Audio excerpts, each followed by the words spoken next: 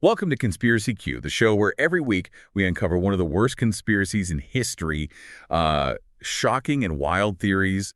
You know, they're the things they don't want you to know about, and we're going to dive deep, top secret investigation tonight into the phenomenon known as QAnon. Ooh. Using some recently uncovered or classified sources to navigate this complex, controversial topic. Sounds juicy. You provided us with a dossier claiming to reveal what they didn't want you to see, and our mission tonight is to dissect its key claims and present them to you directly, allowing you to draw your own conclusions. This investigation aims to explore the core tenets of QAnon as presented in your materials, examining the timeline, alleged evidence, and the questions it raises. Well, let's get right into it then. The genesis of Q. Yeah. According to your dossier, this all began in October 2017 on the edges of the internet, specifically 4chan. The dark web. Yeah, 4chan. This anonymous entity calling itself Q started posting these somewhat vague messages, almost like leaving a trail of breadcrumbs.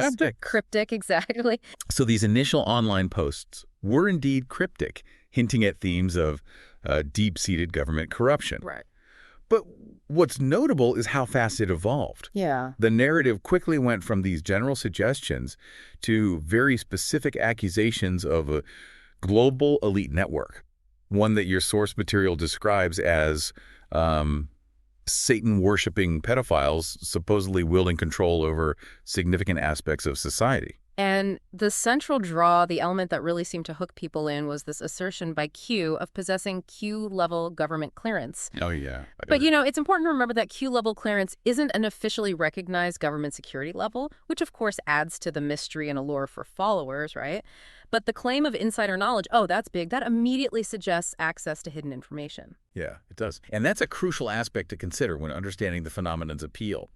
The idea of an individual with high-level access sharing supposedly forbidden truths. It has an inherent attraction for some. This claim of authority, even without concrete backing, it lent a perceived legitimacy to the unfolding narrative. Now, your dossier points out an interesting dynamic. Okay. The initial skepticism surrounding Q versus this persistent question of posts that seem to predict future events. Oh, right. Yeah. And it gives a specific instance. On October 28, 2017, Q posted about HRC extradition already in motion. Then, incredibly, just 12 hours later, flight logs emerged showing a jet linked to Hillary Clinton flying to Toronto and then, and this is the part that raises eyebrows, disappearing from radar. Whoa. I mean, when you see something like that, you can't help but wonder, is that just a random coincidence? Well, it certainly raises a question. And these kinds of seemingly unexplainable correlations provided fuel for the QAnon phenomenon. Whether it's a genuine instance of foresight, a fortunate guess, or perhaps just a misinterpretation of events after the fact, it's definitely open to debate. However, for those inclined to believe in Q, such instances often serve as powerful confirmations of the narrative. Let's delve into another aspect of your dossier that sounds equally as strange. Deciphering the symbols. Oh, here we go. The theory here revolves around alleged symbols used by pedophile rings, supposedly referenced in a declassified FBI document from 2007. We're talking about things like triangular spirals, butterfly motifs, and even, and this is the weird one, pizza. Oh, the pizza, yeah. The interpretation of seemingly ordinary symbols is a big component of the QAnon belief system. The underlying idea is that this alleged cabal uses these symbols in plain sight, either for communication among themselves or as subtle markers. The mention of an actual FBI document adds a layer of perceived credibility to this interpretation, although it's important to note that the way QAnon adherents interpret these symbols often goes significantly beyond the original context and purpose of the document. And this is where things get really interesting, or perhaps really strange, depending on your perspective. Theorists began to identify these symbols in a wide range of places, in celebrity Instagram posts, in the logos of well-known brands, even in contemporary art installations. Right. It's almost as if once you have the supposed key to understanding these symbols, you start to see the pattern everywhere. Exactly. This phenomenon is well known in psychology as apophenia, the human tendency to perceive meaningful connections between unrelated things. Once an individual adopts a particular framework of belief, they may become more likely to actively seek out and interpret ambiguous stimuli as supporting evidence for that belief. Your dossier brings up the Podesta emails that were released by WikiLeaks some time ago. Oh, yeah. And it highlights these rather odd references to pizza, hot dogs, and maps within those emails. I mean, if you read them without any prior context, they certainly do sound a little out of the ordinary. They do. And within the QAnon framework, these seemingly innocuous terms were assigned very specific and quite disturbing alleged meanings. Okay, lay it on me. Pizza was purportedly code for pizza itself, but pasta. Pasta was supposedly a stand-in for underage girls. And cheese for very young children. Your source material even provides a specific example from one of these emails. And it says, "Do you think I'll do better playing dominoes on cheese than on pasta?" What? Now, considering the interpretations that QAnon adherents have put forth, you have to ask yourself, when you look at that specific phrasing, does it genuinely appear to be coded language? Or could it simply be an odd, perhaps metaphorical way of expressing something else entirely? It definitely leaves a lot open to interpretation. Yeah. It really underscores how easily ambiguous language can be reinterpreted to fit an already existing narrative. Okay, next in your dossier, the vanishing whistleblowers. Ooh. This is a recurring motif in many conspiracy theories. The idea that those who attempt to reveal hidden truths are systematically silenced. Right. Your dossier presents two specific case studies to illustrate this point. Okay. The first is Isaac Kappy, an actor who publicly made some very serious accusations against prominent figures in Hollywood alleging child abuse. Right. The dossier includes his final online message where he explicitly stated that he was not suicidal. Oh, wow. Tragically, he subsequently died after reportedly jumping off a bridge. That's a very stark and troubling sequence of events. It is indeed. And for those who believe in the QAnon narrative, this kind of event strongly reinforces the idea of a powerful and ruthless network willing to go to extreme lengths to prevent their exposure. Of course, official investigations would likely point to other explanations for such a tragic death, but within the QAnon belief system, these kinds of events are often viewed as clear evidence of foul play. Then there's Monica Peterson, an anti-human trafficking researcher who is investigating the Clinton Foundation and allegations of child trafficking in Haiti. Right. She also died in Haiti under what your dossier describes as mysterious circumstances, with no official cause of death being determined. Looking at these two cases, the dossier prompts you to consider, are these simply isolated, unfortunate tragedies, or could they potentially be pieces of a larger, more sinister puzzle? Again, this taps into the core fears and suspicions that are central to the QAnon worldview. When clear and definitive answers are lacking in such unsettling cases, it can be very easy to interpret these events through the lens of a pre-existing conspiracy narrative, even in the absence of concrete evidence directly linking them. It really highlights the human inclination to seek out patterns and explanations, particularly when confronted with events that are disturbing or difficult to understand. Now we turn to a figure who was very much in the public eye, Jeffrey Epstein. Your dossier correctly highlights his extensive connections to a wide array of powerful individuals, presidents, royalty, and many others, and his conviction for serious sex crimes. But it's the circumstances surrounding his alleged suicide while in federal custody in 2019 that really seemed to add a significant layer of fuel to the fire. Oh, absolutely. The circumstances surrounding Epstein's death were indeed highly unusual and generated a considerable amount of skepticism and questioning, even among those outside of the QAnon community. The dossier details some very specific and troubling points. Malfunctioning security cameras within the facility, guards who were supposed to be monitoring him reportedly falling asleep, and then the autopsy findings, which indicated neck injuries that some experts suggested were more consistent with strangulation rather than hanging. I mean, that sounds like something you'd see in a fictional thriller. I know. These specific details certainly fueled intense speculation and suspicion. While the official ruling was suicide, the inconsistencies you mentioned provided fertile ground for the development and spread of alternative theories, including the idea that Epstein was intentionally silenced to protect other powerful individuals who may have been implicated in his activities. And then there's Little St. James, Epstein's private island. Yes. The dossier describes it as having various unusual features, including what are described as occult symbols, notably a large statue of an owl, and even underground rooms or tunnels. I have to ask, what conceivable purpose would a complex of subterranean tunnels serve on a relatively small tropical island? It just sounds bizarre. It does, and the unconventional features of the island undoubtedly contributed significantly to the air of mystery and suspicion that surrounded Epstein.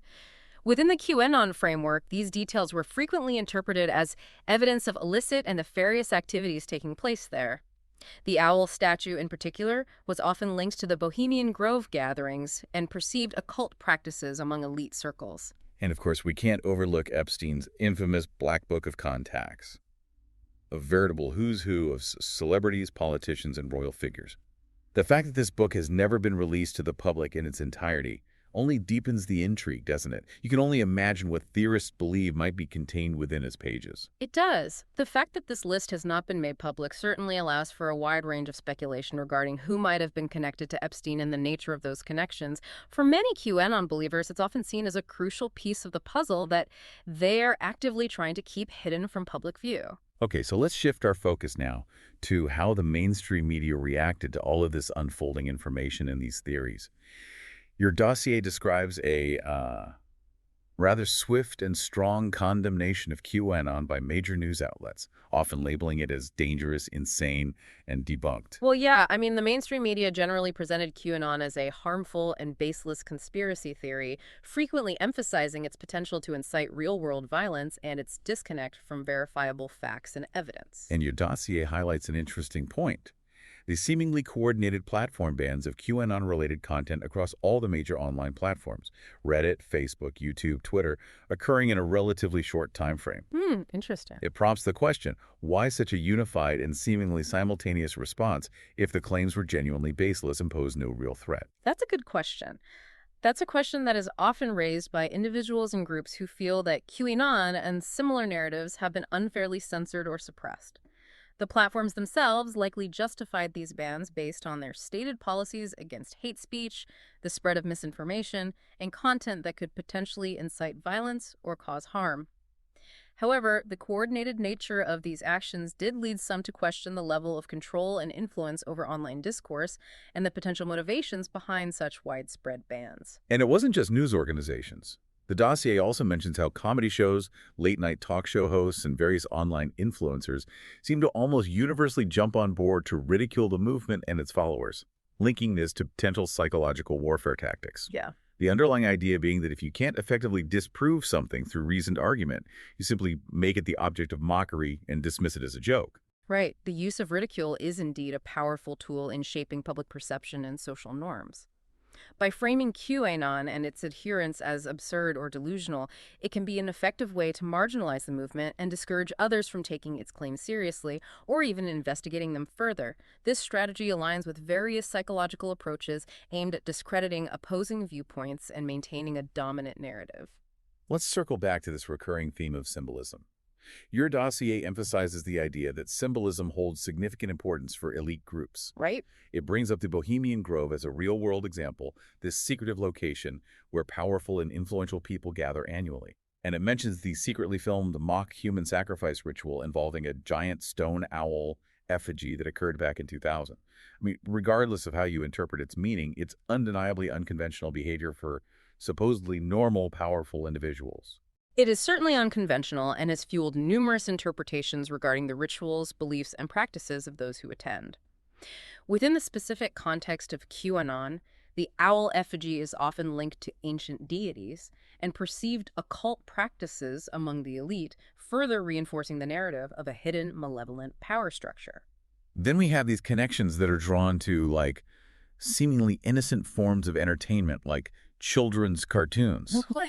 Such as Monsters, Inc., which are allegedly interpreted as subtly depicting child torture as a means of energy harvesting. Wow. It might sound far-fetched to some, but your dossier presents this as part of this broader pattern of hidden symbolism that believers see everywhere. Right. This is an area where interpretations can become highly subjective and often rely on a significant amount of inferential reasoning. Proponents of QAnon frequently attempt to find symbolic meaning and hidden messages within various forms of media, interpreting them in ways that align with and support their overall narrative. Whether these interpretations are genuinely valid or simply projections of pre-existing beliefs is a matter of ongoing debate and often depends heavily on the individual's perspective. And then there's the somewhat infamous QAnon theory surrounding adrenochrome, this idea of a shadowy elite harvesting it from traumatized children. Yeah. Your dossier does make a point of mentioning that there is an actual chemical compound with that name, which is present in human blood, and that it has been studied for its oxidizing effects. Oh, right. It prompts the listener to consider if there might be a darker, more twisted interpretation of these underlying facts, even if the specific QAnon version is likely exaggerated or inaccurate. Right. Well, it's crucial to maintain a clear distinction between the scientific reality of the chemical compound adrenochrome and the highly sensationalized and often factually incorrect portrayal of it within the QAnon narrative. While the compound does exist naturally in the human body, the elaborate claims about its widespread harvesting and use by a global elite for nefarious purposes are not supported by credible scientific evidence. Yeah. However, the very existence of the chemical does provide a small kernel of something real that can then be twisted and amplified within the context of a conspiracy theory. Now, let's delve into the role that Donald Trump played in all of this. Your dossier highlights what appeared to be his seemingly subtle acknowledgments of the QAnon movement, which many observers believe gave a significant boost to its popularity and persistence. Absolutely. Trump's interactions with QAnon were undoubtedly a significant factor in its growth, spread, and staying power. His repeated refusal to explicitly and unequivocally condemn the movement, coupled with his occasional seemingly supportive or ambiguous comments, were widely interpreted by QAnon followers as tacit endorsements of their beliefs. And your dossier provides a few specific instances that stand out. His retweeting of accounts that were openly linked to QAnon, his rather ambiguous response when directly asked about supporting QAnon, quote, "I don't know much about them, but I hear they like me, and I like that," end quote. And his repeated use of the cryptic phrase, "the storm is coming." Oh, right. I mean, when you look at these instances, you can't help but wonder what could he have actually meant by those statements? Were they deliberate nods to the movement and its followers? Well, it's certainly difficult to definitively ascertain Trump's precise intentions in those moments. His statements and actions could be interpreted in a variety of ways, perhaps as genuine, albeit vague acknowledgments of a segment of his support base, or potentially even as a calculated political strategy to court a particular demographic of voters. Regardless of his underlying intent, these specific instances undoubtedly resonated very deeply and were seen as highly significant by those who adhered to the QAnon belief system. This leads us to the idea of the blackmail hypothesis. Okay. The theory that this alleged cabal wasn't just involved in these horrific activities, but that they also strategically used this involvement as a means of acquiring leverage and maintaining control over powerful individuals. Okay, so the concept of blackmail as a tool for wielding power and exerting control is certainly not a novel one in the realm of human affairs. Right. Within the specific context of the QAnon narrative, the alleged illicit activities of the supposed cabal are often directly linked to the systematic acquisition of compromising materials that could then be used to manipulate and influence individuals in positions of power. The dossier specifically mentions these alleged honey traps involving minors, the filming of these activities for blackmail purposes, and the idea that through this process, the cabal effectively owned a wide range of influential figures. Judges, politicians, CEOs, journalists, and so on. Right. It paints a very dark picture of how this alleged control would be systematically maintained. And, as we discussed earlier, Epstein's private island is often presented within this framework as a potential blackmail factory, a place where such activities could have occurred and been documented. Yeah. The numerous allegations surrounding Jeffrey Epstein's activities and the powerful individuals with whom he associated it certainly lend themselves to this kind of narrative. The idea of a secluded location where illegal activities could potentially be filmed and then used for leverage against influential figures fits within many pre-existing conspiracy theories involving powerful elites. And then there's the rather curious fact that the FBI reportedly removed a significant number of hard drives from Epstein's New York City townhouse, and that the contents of these drives have never been publicly released. Oh, really? It's hard not to wonder, what did law enforcement believe might have been stored on those drives? What kind of information were they hoping to find? The fact that the contents of those hard drives have not been made public has certainly fueled a considerable amount of speculation and theorizing, both within the QAnon community and in broader public discourse. The lack of transparency surrounding this particular aspect of the investigation allows for a wide range of interpretations regarding the nature and significance of the information they might have contained. Finally, your dossier touches upon this rather meta idea of a mass psychological operation, the PSYOP question. Ooh. The thought that perhaps the most significant and effective conspiracy is the ongoing discrediting of genuine truth itself. to the point where even the mention of certain topics is immediately met with widespread ridicule and dismissal. Wow. This represents a very sophisticated level of conspiratorial thinking, where the very act of disbelief or dismissal is itself seen as an integral part of the manipulation. Right. The underlying idea is that by successfully portraying certain beliefs as outlandish or ridiculous, any potential kernels of truth that might exist within them are effectively buried and ignored by the majority of the population. It discusses how QAnon believers are often portrayed as irrational or even mentally unstable in order to delegitimize any potential truth within their claims. And it brings up the psychological concept of gaslighting as a potential weapon used to make people doubt their own perceptions of reality and accept the official narrative. Exactly. By effectively labeling and ridiculing those who subscribe to these alternative theories, it can create a significant social stigma that discourages others from even considering the possibility that there might be any validity to their claims. Right. This is a common tactic that can be employed to control narratives, suppress dissenting viewpoints, and maintain the dominance of a particular perspective. And your dossier concludes with this rather stark reminder that the world, as we know it, operates on principles of power, leverage, and at times corruption. It leaves you with this provocative question. If a pedophile elite did exist, and if they were actively hiding in plain sight by strategically weaponizing widespread disbelief, is that scenario really so inherently unbelievable? The powerful thought to end on. It is. It is. It compels one to confront some potentially uncomfortable possibilities and to critically examine the true nature of power and secrecy within our society.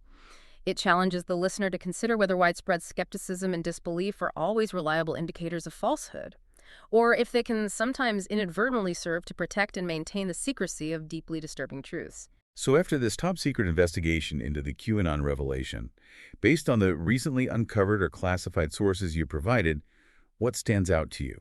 We've examined the origins, the symbols, the alleged silencing of whistleblowers, the bizarre circumstances surrounding the Epstein case, the media's reaction, the potential for hidden symbolism, Trump's cryptic remarks, the possibility of blackmail, and the question of a mass psychological operation. Was QAnon a dangerous delusion, or could there have been shards of truth too dangerous to face, as your dossier suggests? Consider this. If even a fraction of these claims held weight, how would such a reality be concealed? And what role does widespread disbelief play in maintaining such secrecy? This top-secret investigation is now concluded, but the questions it raises are yours to continue exploring. Rate and follow Conspiracy Q to stay tuned for our next uncovering of hidden histories. Catch you next time.